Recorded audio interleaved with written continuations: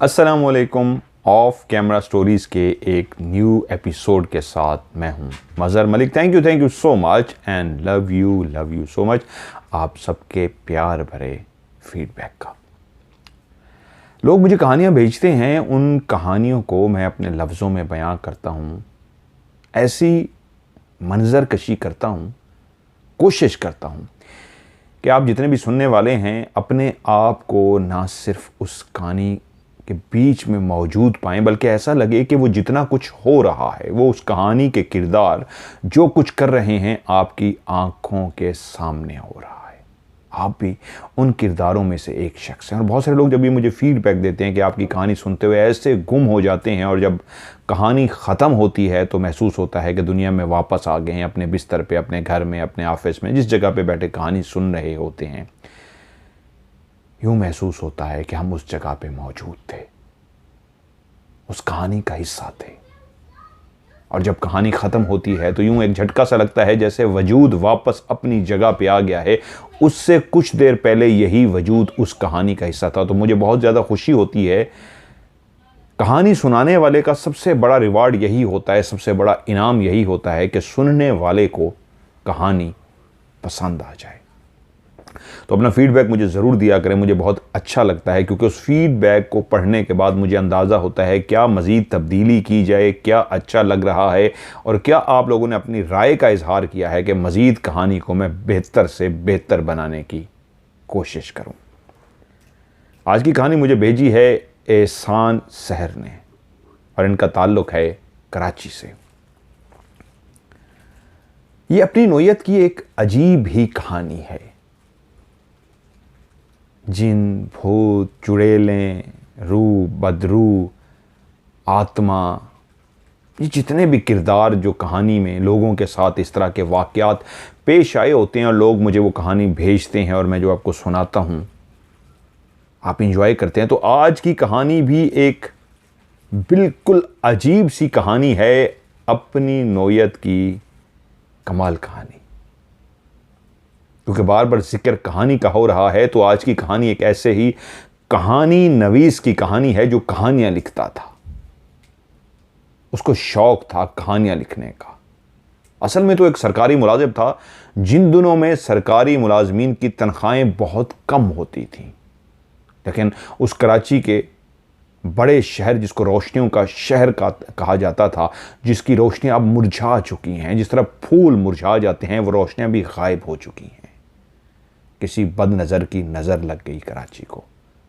वो वाकई ऐसी रोशनियों का शहर था कि जो भी जाता कराची का होके रह जाता। तो वो भी एक राइटर ही थे। यहाँ पे उनका नाम मैं उनकी ही फरमाइश पे फर्जी रखने जा रहा हूँ। एहसान उनका नाम रखने जा रहा हूँ।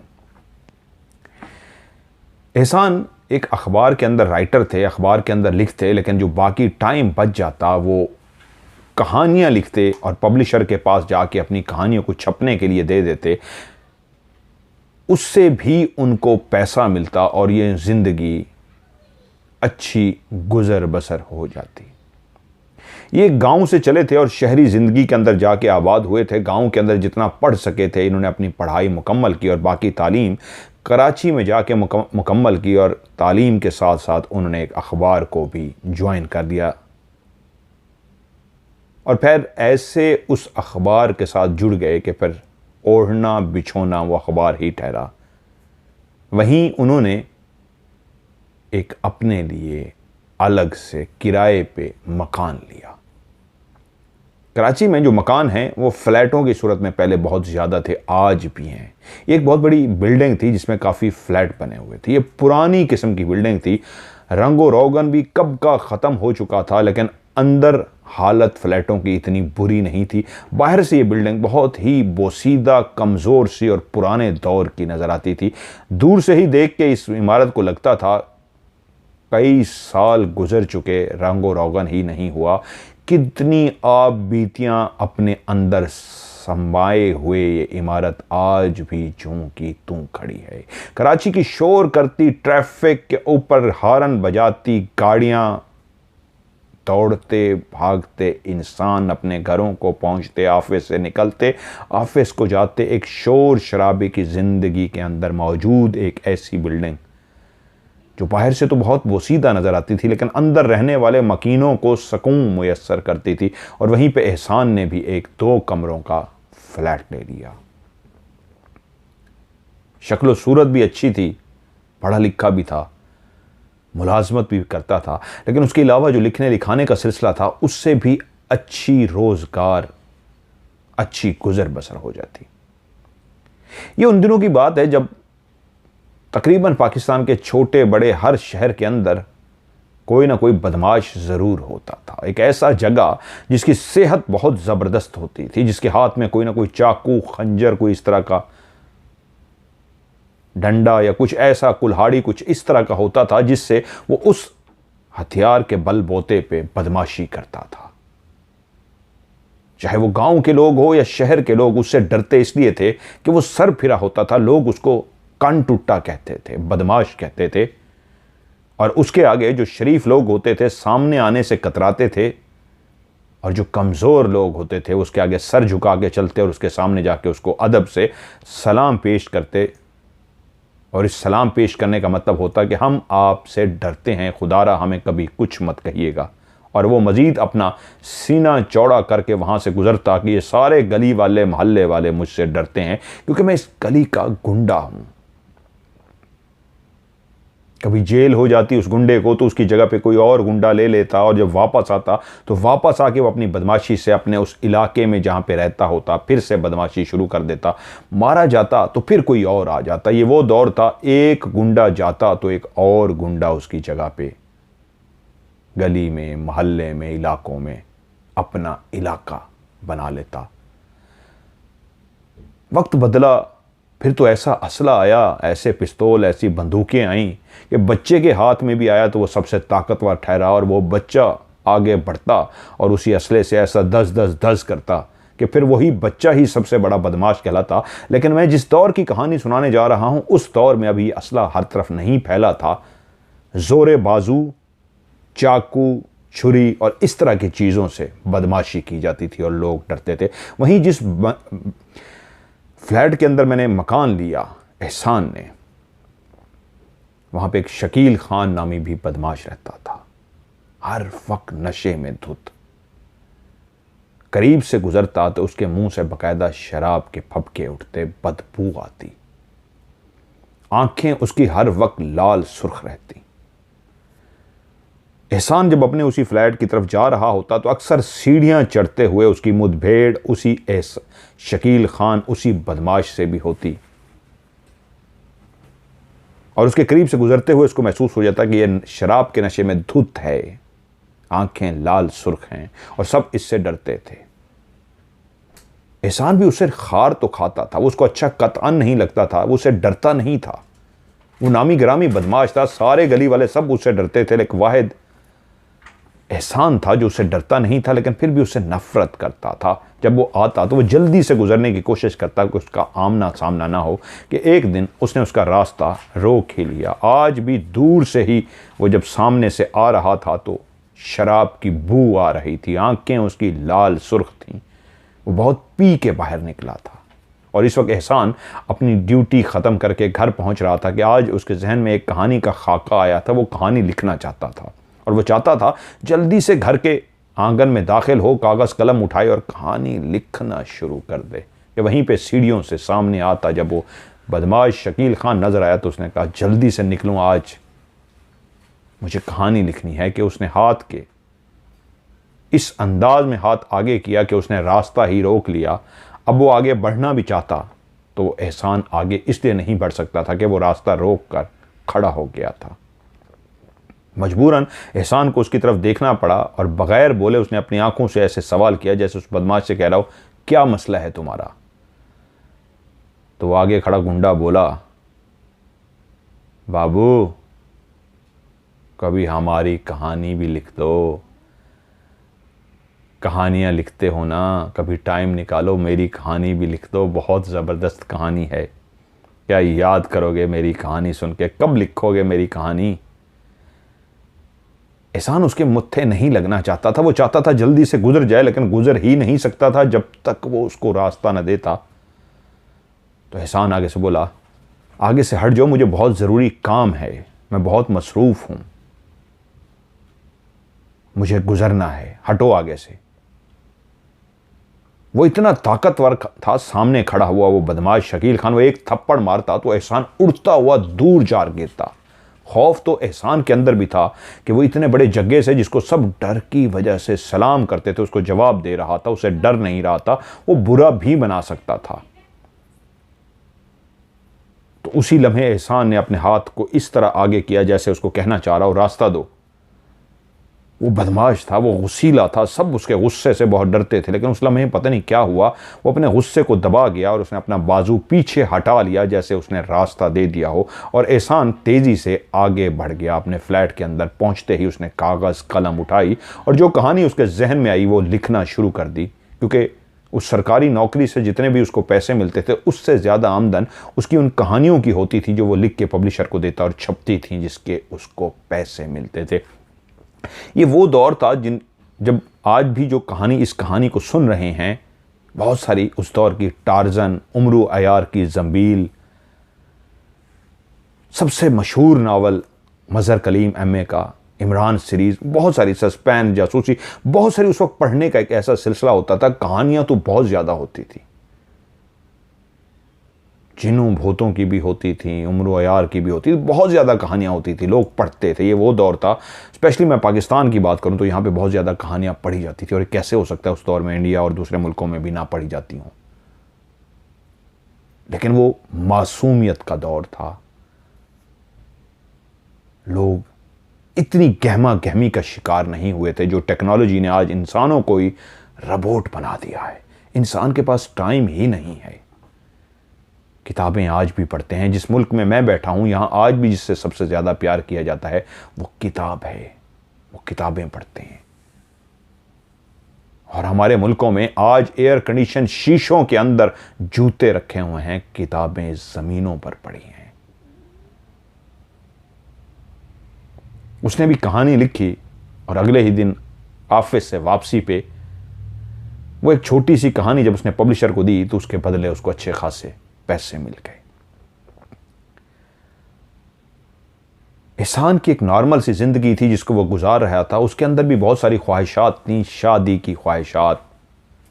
नॉर्मल जिंदगी मुकम्मल ही तब होती है जब आपकी जिंदगी में एक औरत का वजूद भी शामिल हो जो आपकी बीवी हो। आप जब सुबह उठें तो वो आपके लिए नाश्ता बना कर दे, आपके कपड़े इस्त्री करके दे। ये उस वक्त की बात है। अब तो हर इंसान खुद से ये सब कुछ करता है कि वो उसके जूते पॉलिश करके दे, उसको कपड़े इस्त्री करके दे, उसको नाश्ता बना के दे, और जब वो ऑफिस से थका हारा घर के अंदर दाखिल हो तो उसको प्यार भरी निगाहों से वेलकम करे, उसके लिए पानी लेके आए, उसके लिए खाना बनाए। ये सारे ख्वाब एहसान भी देखता था। वक्त इसी तरह गुजर रहा था कि एक दिन साफ सुथरे कपड़े पहने, आज उसकी आंखों में नशा भी नहीं था, वही बदमाश, वही शकील खान जिसको दूर से ही शराब की बदबू जिससे आती थी, आज एक अच्छी सी खुशबू लगाए, साफ सुथरे कपड़े पहने एहसान के फ्लैट के बिल्कुल बाहर खड़ा था। एहसान जब सीढ़ियां चढ़ रहा था, आज उसके पास टाइम भी था, आज उसके पास फुर्सत भी थी, इतना जल्दी में भी नहीं था। उसने देखा ये सामने कौन खड़ा है, ये तो वही शकील खान है ना, जिसकी आंखें हर वक्त नशे में धुत रहती हैं। आज तो इसने बाल भी सलीके से बना रखे हैं, खुशबू भी आ रही है, कपड़े भी बहुत अच्छे पहन रखे हैं। वो जैसे उसके करीब गया तो शकील खान ने उसको अदब से सलाम किया। सलाम बाबू। आज लहजा भी बदमाशों वाला नहीं था, आज वो तू तकार भी नहीं कर रहा था, इज्जत से बात कर रहा था। तो एहसान ने भी उसके आज सलाम का अच्छे तरीके जवाब दिया, वालेकुम अस्सलाम बाबू, तुमसे कुछ कहना है। एहसान ने बोला, हाँ बोलो, क्या कहना है। क्योंकि आज जिस शख्स से वो बात कर रहा था वो लगता था ये कोई बदला हुआ सा इंसान है, ये कोई सामने खड़ा हुआ गुंडा नहीं, वाकई एक नॉर्मल इंसान है। तो वो शख्स बोला, मुझे पता है एहसान बाबू, आप लिखते हैं, आप कहानियां लिखते हैं, लोग आपकी कहानियों को पढ़ते हैं। मेरे पास भी मेरी ज़िंदगी की एक कहानी है। आप समझते होंगे मेरी कहानी को कि मार धाड़ की, बदमाशी की और इस तरह की कहानी होगी। मेरी कतअन इस तरह की कहानी नहीं है। मेरी बहुत ही अनोखी कहानी है, एक अजीबो गरीब सी कहानी। मेरी ख्वाहिश है आप इस कहानी को लिखें, मेरी कहानी को सुने ज़रूर। मेरे दिल पे बोझ है, मैं भी इस कहानी को सुनाना चाहता हूँ। और यकीन मानिए कुछ ऐसी नहीं है जैसा आप मेरी किरदार के बारे में सोचते हैं, वैसी नहीं है। बिल्कुल मुख्तलिफ कहानी है। आज जिस तरीके वो बात कर रहा था, एहसान का भी दिल किया कि उससे अच्छी तरीके से बात करे। उसने टालने के लिए कह दिया, अच्छा ठीक है, मेरे पास टाइम होगा तो मैं तुम्हारी कहानी सुनूंगा। वो आगे बढ़ने लगा तो फिर उसने रिक्वेस्ट की, बाबू टाइम बता दीजिए ना, मैं कब आपके पास आऊं। अगले दिन छुट्टी थी। पता नहीं क्यों ना चाहते हुए एहसान के मुंह से निकला, कल मुझे छुट्टी है, कल तुम इतने बजे आ जाना। उसने शुक्रिया अदा किया और वहां से चलता बना। अगले दिन सेम जो टाइम दिया गया था, उस टाइम पे दरवाज़ा नॉक हुआ। उसने दरवाज़ा खोला तो बाहर शकील खान खड़ा था। आज भी बिल्कुल नॉर्मल था, कोई शराब नहीं पी थी, आज भी कपड़े साफ सुथरे थे, आंखें बिल्कुल क्लियर थी। उसने उसको अंदर आने की इजाज़त दी क्योंकि वो अकेला रहता था। वो अंदर आ गया, बैठा, क्या पियोगे? उसने उसको चाय ऑफर की। उसने कहा चाय पिला दीजिए। एहसान ने खुद चाय बनाई, 2 चाय के कप बना के एक कप उसके सामने रखा और अपने हाथ में चाय की चुस्की लेते हुए पूछा, हाँ बताओ शकील खान, क्या स्टोरी है तुम्हारी? शकील खान ने कहा, मैं छोटा सा था, मेरे मां बाप कार हादसे में चल बसे। वहीं मेरे चाचा ने मुझे पालना पोसना शुरू किया। माँ बाप की कमी तो पूरी नहीं हो सकती, लेकिन चचा ने पूरी कोशिश की मुझे पढ़ाने लिखाने की, एक अच्छा इंसान बनाने की। यहां तक कि मैं बिल्कुल जवान हो गया। मेरे बहुत ज़्यादा दोस्त नहीं थे, एक ही दोस्त था जो मेरा बहुत ही जिगरी दोस्त था, लेकिन वो अल्लाह वाला था। बचपन से ही जिस चीज़ का मेरा लगाव था वो था अल्लाह से लगाओ। मैं इबादत बहुत करता था। मैं रातों को नमाजों में, तस्बीहात में वक्त गुजारता। मैं बहुत इबादत गुजार था। दीन के साथ मेरा रिश्ता बहुत ही मजबूत था। लेकिन जब जवान हुआ तो चचा ने एक दिन बुला के कहा, बेटा मैं इतना ही तुम्हारे लिए कर सकता था कि तुम्हें पाल पोस कर जवान कर दिया। मेरी जिम्मेदारी मुकम्मल हुई, तुम जवान हो चुके हो। मेरे ऊपर और भी फ़राइज़ हैं बेटियों के जो मैंने अदा करने हैं, बस इतना ही मैं तुम्हें अफोर्ड कर सकता था। इसलिए बेटा मेरी मजबूरी को समझना, नाराज़ मत होना। अब तुम खुद से अपने रहने खाने पीने का बंदोबस्त करो। मज़ीद मैं तुम्हें अब इस घर में नहीं रख सकता। मैं चाचा की मजबूरी को समझता था, इसको अल्लाह का लिखा समझ के मंजूर किया। अपना बैग बनाया और चाचा को खुदा हाफिज़ करते हुए अपने उस दोस्त के पास पहुंच गया जो मेरा एक ही जिगरी दोस्त था, जो बहुत ही नेक था। उसको मैंने सारी सूरत हाल बताई कि चाचा ने इस तरह मुझे कहा। तो उसने कहा, कोई मसला नहीं, मैं भी अकेला रहता हूं, तुम मेरे साथ रह सकते हो। मेरे जो दोस्त था वो किसी का मुरीद था। मैं पीरी मुरीदी पे बिल्कुल यकीन नहीं करता था, मैं अल्लाह की ज़ात पे यकीन करता था। लेकिन मेरा दोस्त अपने पीर साहब का अक्सर जिक्र करता रहता और मुझे कहता कि तुम काश एक दफ़ा मेरे पीर साहब से ज़रूर मिलो, तुम्हारी वो ज़िंदगी बदल कर रख देंगे। वैसा नेक शख्स तुमने ज़िंदगी में कभी भी नहीं देखा होगा। मुझे ऐसी बातें करता कि मैं हैरान हो जाता। और एक दिन उसका दिल रखने के लिए, क्योंकि मैं उसके साथ रह रहा था, उसने मुझे रिहाइश दी हुई थी, मैंने कहा चलो यार तुम्हारे शेख साहब के पास चलते हैं। और वो मुझे लेके शेख साहब के घर पहुंचा। जब हम शेख साहब के ड्राइंग रूम में पहुंचे तो सबसे पहले मुझे हैरत इस बात की हुई, जो अल्लाह वाला था, जो नेक सा था, उसका ड्राइंग रूम दुनियावी लिहाज से बहुत खूबसूरत था। फानूस लगे थे, कारपेट इंतहाई महंगे किस्म के, और कालीन जो नीचे बिछा था वो भी इंतहाई महंगा था। क्या एक अल्लाह वाला ऐसा हो सकता है, बिल्कुल दुनियावी?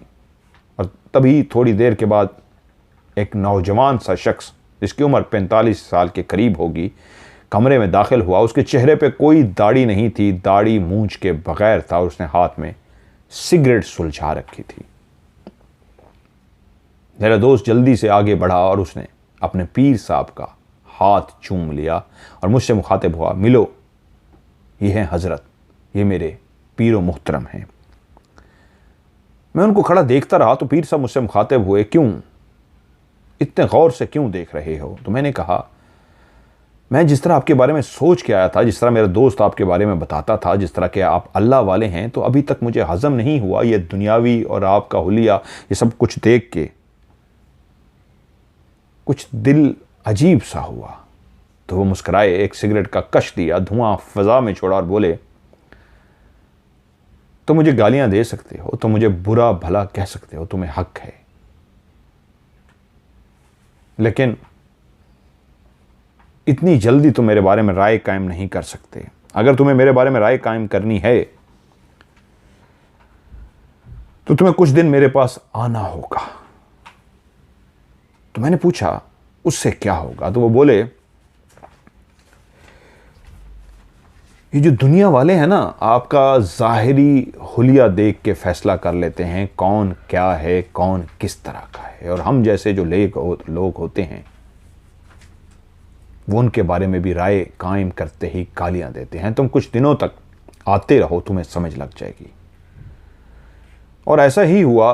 उन्होंने मुझे कहा था 2-3 दफ़ा चक्कर लगाओगे, चीज़ें समझ जाओगे, और ऐसा ही हुआ। जब मैंने 3-4 दफ़ा उनसे मुलाकातें की तो वाकई मेरी ज़िंदगी बिल्कुल बदल सी गई।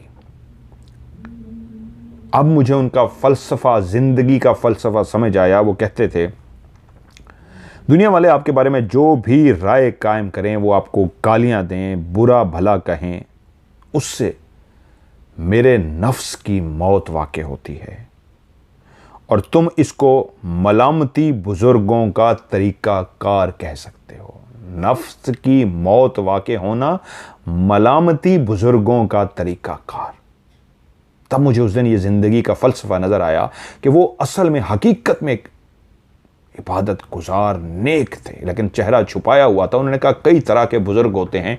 कुछ होते हैं जो पर्दा नशीन होते हैं, दूर दराज इबादत में मसरूफ़ होते हैं। कुछ होते हैं सामने आते हैं, अपना आप दिखा देते हैं। और कुछ मेरी तरह के होते हैं जिनको लोग तो बुरा भला कहते हैं, लेकिन अंदर से उनका रिश्ता कैसा जुड़ा होता है वो इसको जान नहीं सकते। और कभी भी उनका नफ्स उन पे हावी ना हो तो नफ्स को मौत वाक़ई करने के लिए, नफ्स को मारने के लिए वो इस तरह के काम करते हैं कि लोग तो उनको बुरा भला कहते हैं, लेकिन अंदर उनकी तस्कीन पहुंचती है और वो मज़ीद इबादत गुजार होते हैं। बस ये शेख साहब का ऐसा एक स्टाइल था जिसने मेरी ज़िंदगी को ऐसा बदल कर रख दिया कि मैं भी उन जैसा हो गया। और जो मैं बिल्कुल एक आम सा इंसान था, वहीं से मैं एक बदमाश बन गया। आज जिस शकील को आप अपने सामने बैठा देख रहे हैं, ये असल में उन्हीं शेख साहब का मुरीद है। रातें मेरी भी इबादतों में गुजरती हैं, अमल मेरे भी उन्हीं शेख साहब जैसे हैं, लेकिन मैं चाहता हूं मेरे भी नफ्स की मौत वाक़ई हो। जब लोग मुझे गुंडा, बदमाश, मवाली कहकर गालियां देते हैं तो मेरा नफ्स मुतमईन होता जाता है। जितना जितना वो मुझे गालियां देते जाते हैं, मेरा नफ्स उतना ही मुतमईन होता चला जाता है। मुझसे खार खाते हैं, मुझसे नफ़रत करते हैं, मेरे करीब से गुजरना पसंद नहीं करते। मैं जिस रास्ते से आ रहा होता हूँ वो रास्ता ही बदल लेते हैं। उनकी नज़रों में मैं बहुत ही बुरा शख्स हूँ, और वो जितने बुरे कलमात मेरे बारे में कहते हैं उससे मेरे नफ्स की मौत वाक़ई होती है। और ये ज़िंदगी का वो फ़लसफ़ा है जिसको आम इंसान नहीं समझ सकता। लेकिन बाबू, तुम एक लिखारी हो, कलमकार हो, तुम ज़रूर समझ सकते हो। वो ऐसा इश्क चढ़ा उन शेख साहब के साथ कि आज उस नफ्स को मारने के लिए मैं भी ऐसा बन गया हूँ बुरा। लोगों के लिए क्या अच्छा करता हूँ, क्या छुप के अच्छा करने की कोशिश करता हूँ, वो कोई भी नहीं जानता। मेरी इबादत वो मेरे साथ हैं, मेरे किरदार जो छुप के लोगों की मदद के लिए है वो मेरे साथ है, लेकिन ज़ाहिरी ऐसा हूँ कि सबके लिए बहुत बुरा। एहसान उसकी कहानी सुन रहा था लेकिन उलझ रहा था। ये कैसा ज़िंदगी का अजीब फ़लसफ़ा है, ये मुझसे कहना क्या चाह रहा है, वो उसको हज़म नहीं कर पा रहा था। कहा ओके, लेकिन ये सब कहानी तुम मुझे क्यों सुना रहे हो? तुम्हारे शेख साहब का फ़लसफ़ा भी अजीब है, तुम्हारा भी बहुत अजीब है। ठीक है, फ़र्ज़ कर लेते हैं ये फ़लसफ़ा ठीक है, तुम्हें ठीक लगा, तुमने अपना लिया। मुझे कहानी सुनाने का क्या मतलब? उसने कहा बाबू, एहसान बाबू, मैं किसी से प्यार करता हूं, आज का नहीं बचपन से। उसका नाम आयशा है। मैं आयशा से बहुत ना सिर्फ प्यार करता हूं, बल्कि आयशा भी मुझसे बहुत प्यार करती है। हम दोनों एक दूसरे से बहुत प्यार करते हैं। वक्त बढ़ता रहा, हमारा प्यार भी बढ़ता रहा, लेकिन जब मैं शेख साहब के पास गया और मेरी ज़िंदगी का फ़लसफ़ा बदल गया तो मैं गुंडा बन गया। नफ्स की मौत के लिए मैं एक बदमाश बन गया। लेकिन वहीं आयशा ने मुझसे मुंह मोड़ लिया, वो मुझसे दूर हो गई। वो भी मुझे बदमाश समझ बैठी। मैंने उसको अपनी तरीके से समझाने की कोशिश तो की, लेकिन मेरा ये जो फ़लसफ़ा जो बैठा आपको सुना रहा हूँ, ज़िंदगी का फ़लसफ़ा, उसको नहीं सुना सकता था। वो यकीन ना करती। आज आपके पास आया हूँ, आप मेरी ये कहानी आयशा को सुना सकते हैं। मेरी ज़िंदगी के फ़लसफ़े को आप आयशा को बता सकते हैं। मुझे यकीन है वो आपकी कहानी को ज़रूर सुनेगी। मैं हैरान हुआ, आयशा मेरी कहानी को क्यों सुनेगी? तो वो बोला, वो आपका बहुत एहतराम करती है। मैं एकदम चौंका, एहतराम? वो कैसे? तो बोला, वो भी आपकी ही फील्ड से है। मेरी फील्ड से क्या मतलब?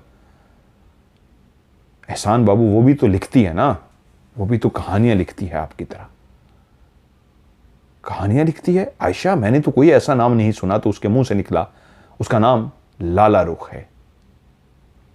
जैसे उसके मुंह से यह नाम लाला रुख निकला तो मैं एकदम से चौंक पड़ा।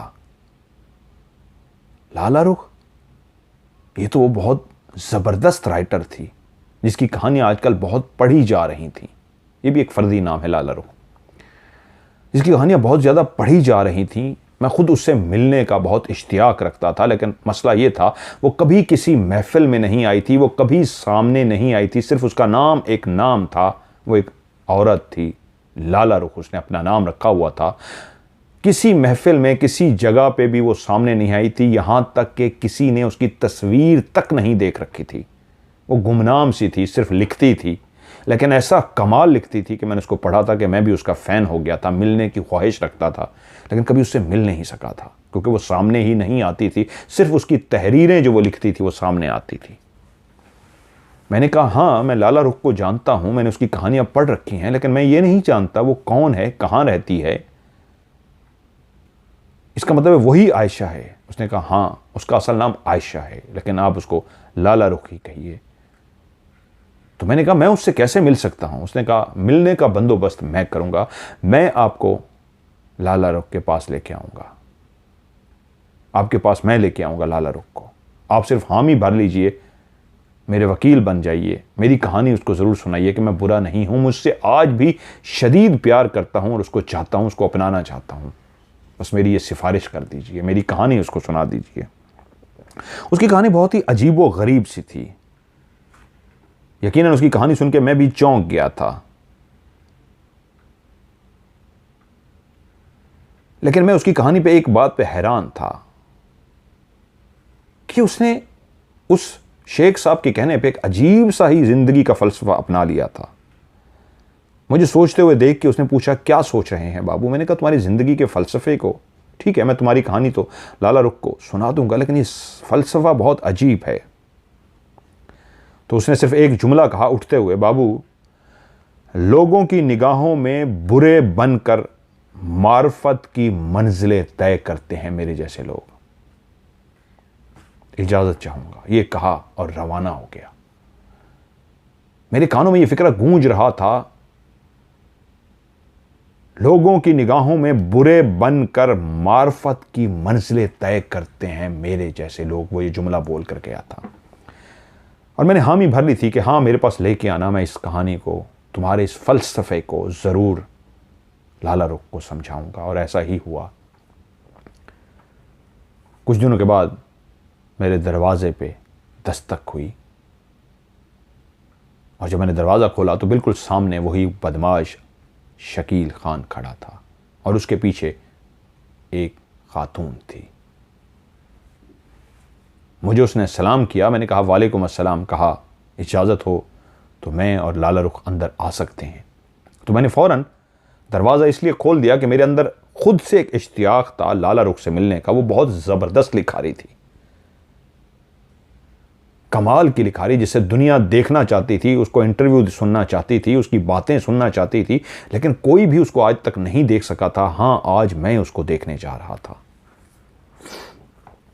शकील और लाला रुख को मैंने रास्ता दिया, वो दोनों अंदर आकर बैठ गए।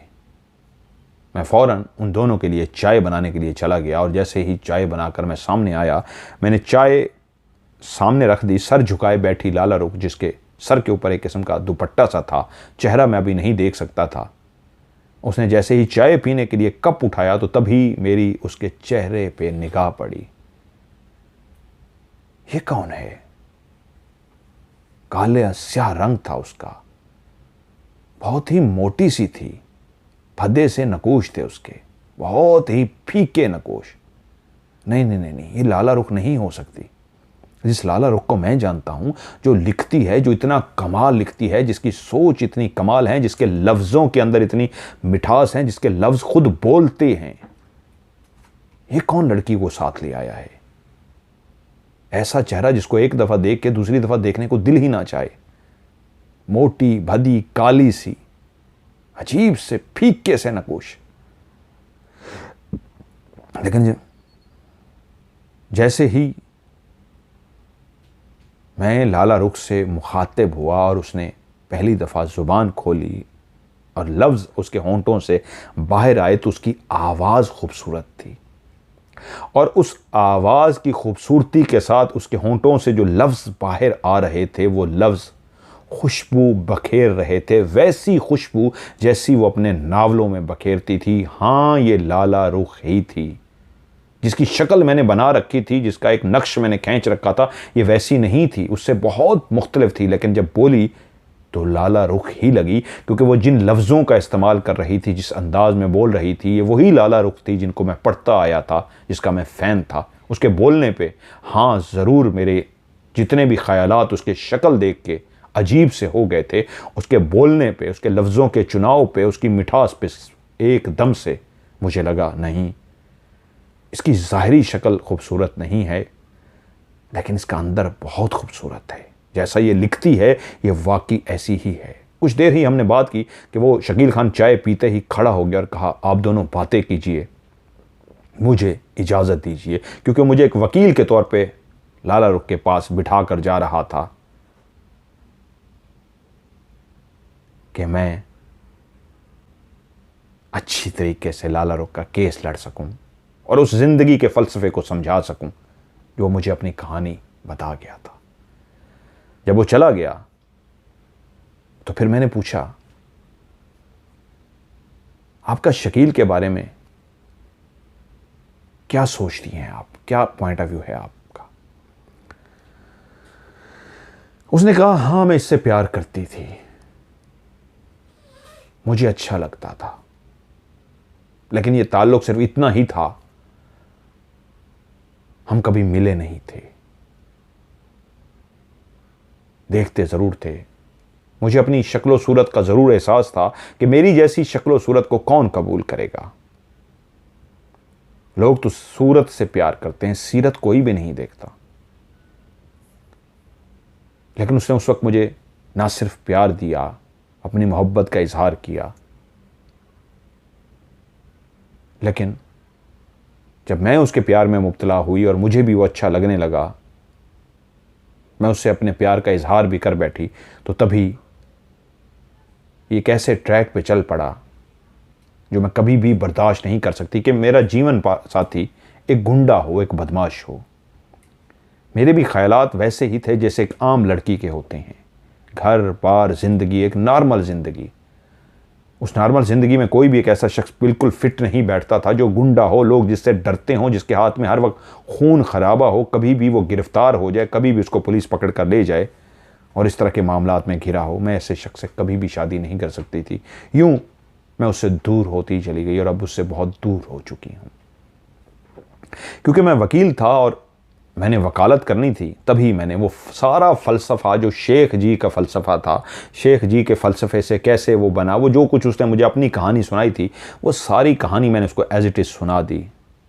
और जब कहानी मैं सुना चुका तो इस उम्मीद से उसकी तरफ देखा कि ज़रूर उसका जवाब अब बदला हुआ सा होगा। पूरी कहानी सुनने के बाद भी उसने कहा, चाहे कुछ भी हो जाए, मुझे एक नॉर्मल ज़िंदगी गुजारनी है, किसी बदमाश के साथ नहीं। आप शायद एक बात नहीं जानते, वो मेरा रिश्तेदार भी है, इसलिए मैं उसके साथ आ गई हूँ। उसने जब मुझे आपके बारे में बताया, आपको मैंने भी पढ़ा है, आप बहुत अच्छा लिखते हैं।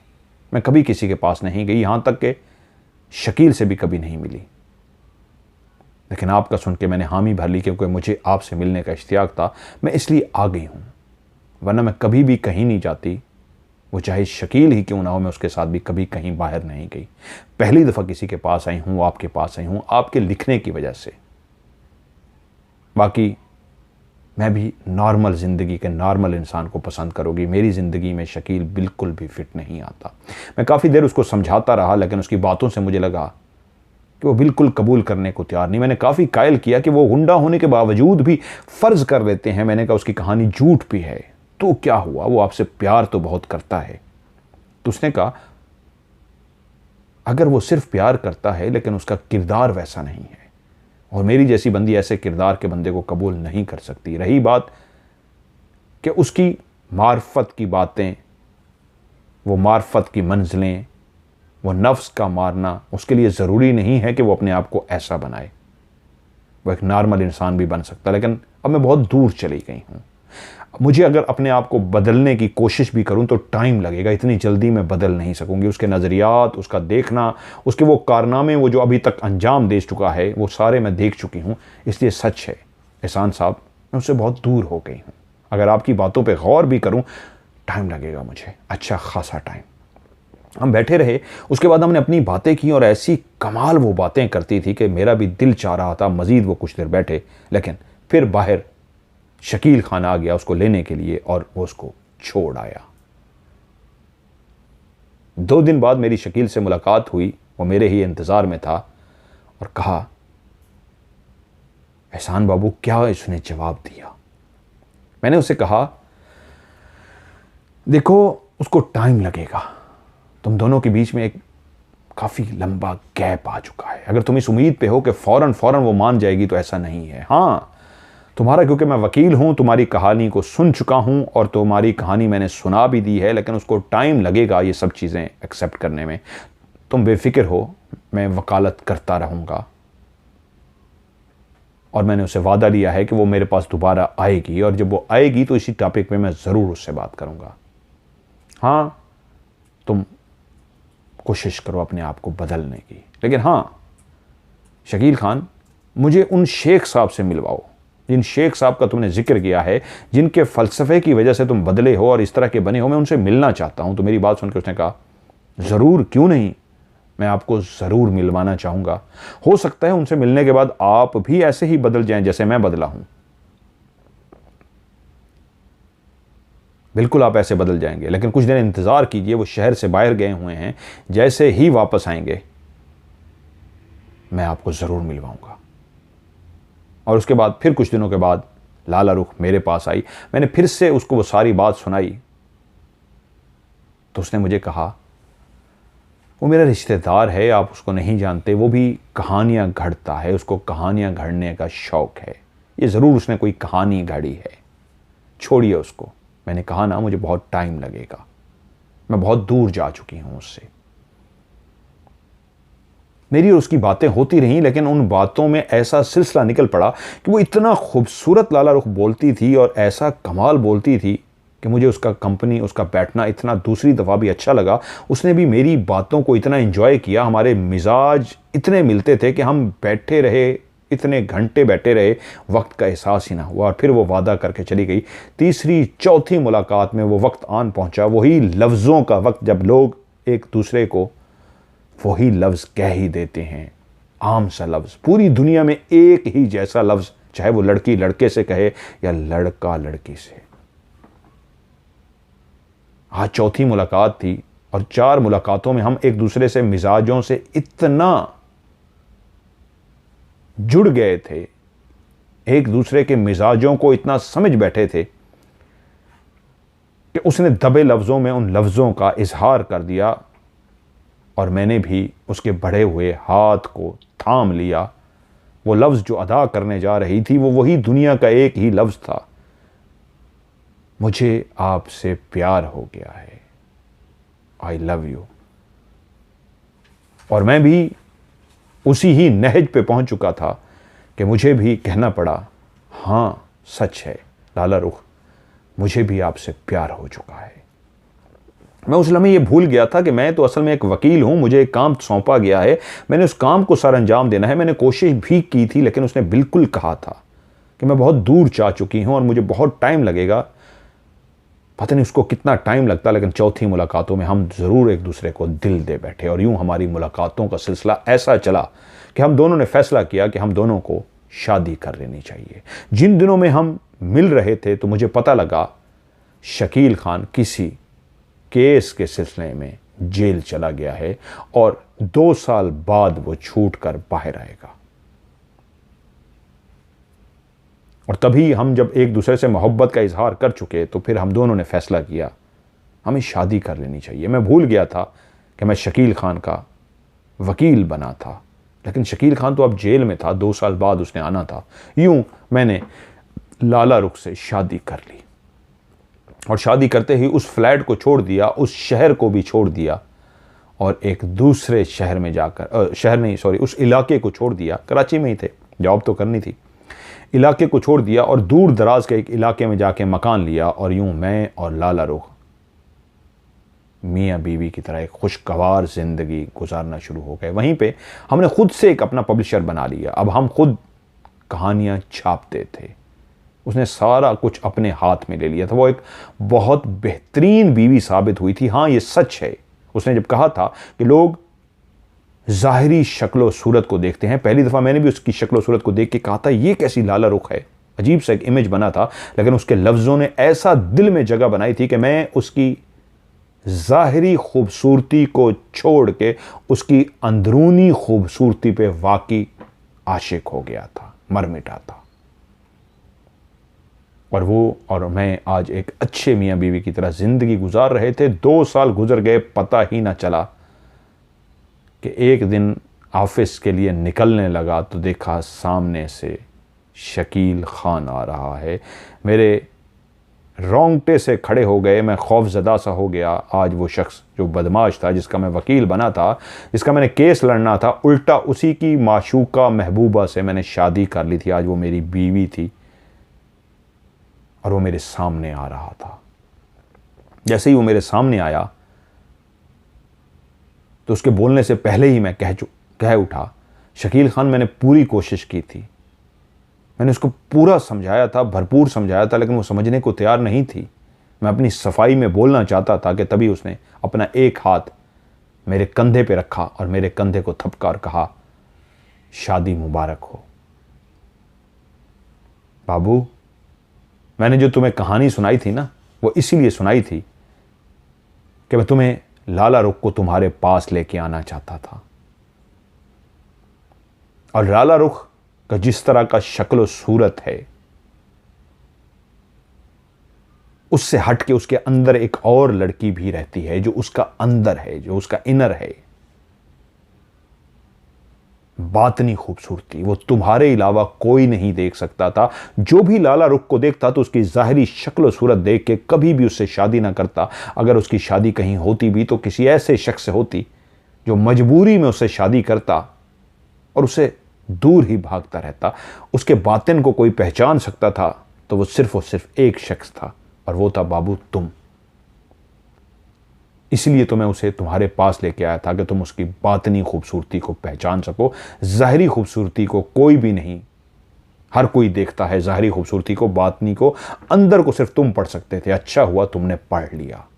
और मैं यही चाहता था, उसकी दिल को, उसके लफ्ज़ों को तुम पढ़ लो और उसको इज्जत दो, उससे शादी कर लो। मैं एक गुंडा था, मैं एक बदमाश था, और यही जुमले जा आके मैं तुमसे कहता कि लाला रुख से तुम शादी करो, तो तुम कभी भी ना करते, तुम मेरी बात को सुनते भी ना, मेरे कहने पे कभी भी ऐसा ना करते। लेकिन मैंने एक कहानी घड़ी। असल में तो तुम लिखारी हो, लेकिन मैंने भी अपनी तरफ से एक शौक था, एक कहानी घड़ी, शेख की कहानी, अपने गुंडेपन की कहानी। और इस कहानी के बाद लाला रुख को इसलिए तुम्हारे पास लेके आया कि तुम मुझसे मिलो और उसकी ज़ाहिरी शक्ल सूरत को छोड़ के उसके अंदर को पढ़ सको और उसको इज्जत देख सको, उससे शादी कर सको। क्योंकि ये सच है, मैं आज भी उससे प्यार करता हूं, उससे प्यार करता था, लेकिन मैं गुंडा बन गया। लेकिन तब भी चाहता था कि लाला रुख से कोई ऐसा शख्स प्यार करे, ऐसा शख्स लाला रुख से शादी करे जो उसको इज्जत दे सके, जो उससे प्यार कर सके। लोग तो सिर्फ शक्ल से प्यार करते हैं, बातिन से प्यार करने वाले सिर्फ आप थे। और आपने अच्छा किया, मैं आपका शुक्रिया अदा करने आया हूं कि आपने उसको अपना लिया। अगर मैं उससे प्यार करता हूं तो करता रहूंगा, लेकिन आपकी ज़िंदगी में कभी नहीं आऊँगा, सिर्फ आखिरी दफ़ा आया हूं आपका शुक्रिया अदा करने। उसको हमेशा खुश रखिएगा। और आप मेरी कहानी के बारे में क्या कहेंगे, ये कहा और मुस्कुराता हुआ वहाँ से चला गया। और कहता है, एहसान कहता है, मैं उस जगह पे खड़ा सोचता रहा, ये मेरे साथ क्या करके गया है। कहानी नवीस तो मैं था, कहानी नवीस तो वो लाला रुख थी। हम दोनों कहानियां लिखते थे, लोग हमारी कहानियां पढ़ते थे, खो से जाते थे। ये कैसा जादूगर राइटर था, ऐसी कहानी घड़ गया था और सच कह गया था। अगर ये गुंडा बन के मेरे सामने आता और उसकी तारीफ करता और मुझे शादी का कहता, मैं कभी ना करता। जिस अंदाज में वो कहानी घड़ के मुझे मिला के गया था, वाकई मैंने एक ऐसी बीवी को पा लिया था कि ऐसी बीवी मैं कभी भी नहीं पा सकता था। सच है, कहानी लिखते हुए आज भी लिख रहा हूं, ऐसी जबरदस्त बीवी मैं कभी भी हासिल नहीं कर सकता था अगर वो मुझे अपनी कहानी ना सुनाता। उसी की कहानी के सुनने की वजह से वो मुझे बीवी की सूरत में मिली। और मैंने जितनी भी जिंदगी आज तक गुजार ली है, एक कमाल जिंदगी गुजारी है। मैं आज बहुत खुश हूं कि लाला रुख मेरी बीवी है। तो ये थी कहानी, जो एक आज की कहानी थी, जो बहुत ही अजीब थी, मुझे अच्छी लगी, लेकिन मैंने पढ़ी, मैंने कहा मैं जिन्हों भूतों चुड़ैलों सबकी कहानियां सुनाता हूं, तो आज आपका थोड़ा सा मिजाज को भी चेंज करते हैं, एक ये कहानी सुनाते हैं, बहुत ही अनोखी कहानी। इसका टाइटल भी इसलिए मैंने रखा, अनोखी कहानी। कैसी लगी आप लोगों को नीचे कमेंट सेक्शन में ज़रूर बताइएगा। आप लोग भी अपनी कहानियां मुझे भेजते रहिए, आप लोगों की भी कहानी को प्रोग्राम का हिस्सा बनाऊंगा।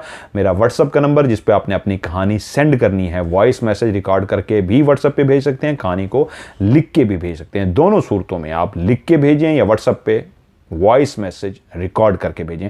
आखिरी लफ्ज़ आपका होना चाहिए स्टोरी, STORY, इंग्लिश में या उर्दू में स्टोरी लिखते हैं, उर्दू में या इंग्लिश में स्टोरी लिख दें, या फिर एक और लफ्ज़ लिख सकते हैं OCS, O for of, C for camera, S for story.